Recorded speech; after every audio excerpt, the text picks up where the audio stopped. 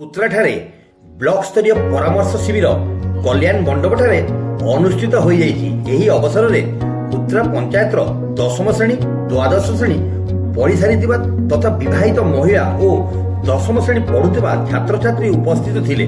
ଉକ୍ତ କାର୍ଯ୍ୟକ୍ରମରେ ଏସଏଚଜି ମହିଳା, ବ୍ଲକ ଓ ପଞ୍ଚାୟତର କର୍ମଚାରୀ, ସ୍କୁଲ ପ୍ରଧାନ ଶିକ୍ଷକ ଓ ଆଇଟିଆଇ ପ୍ରିନ୍ସିପାଲ ସମସ୍ତ ପ୍ରକାର ସହଯୋଗ କରିଥିଲେ। ଗ୍ରାମାଞ୍ଚଳରେ ଶିକ୍ଷକ ଯୁବକ ଯୁବତୀଙ୍କୁ ବିଭିନ୍ନ ତାଲିମ ସହ ନିଯୁକ୍ତି ପ୍ରଦାନ ଉକ୍ତ କାର୍ଯ୍ୟକ୍ରମର ମୁଖ୍ୟ ଲକ୍ଷ୍ୟ ବୋଲି ଉପସ୍ଥିତ ବିଭାଗୀୟ ଅଧିକାରୀ ପ୍ରକାଶ କରିଥିଲେ।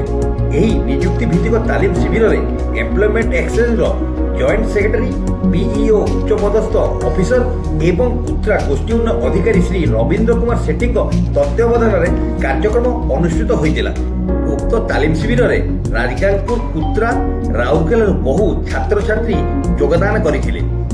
ସୁନ୍ଦରଗଡ଼ ଜିଲ୍ଲା କୁତ୍ରାରୁ କ୍ରିଷ୍ଣା ଲାକ୍ରାଙ୍କ ରିପୋର୍ଟ, କ୍ରାନ୍ତି ଓଡ଼ିଶା।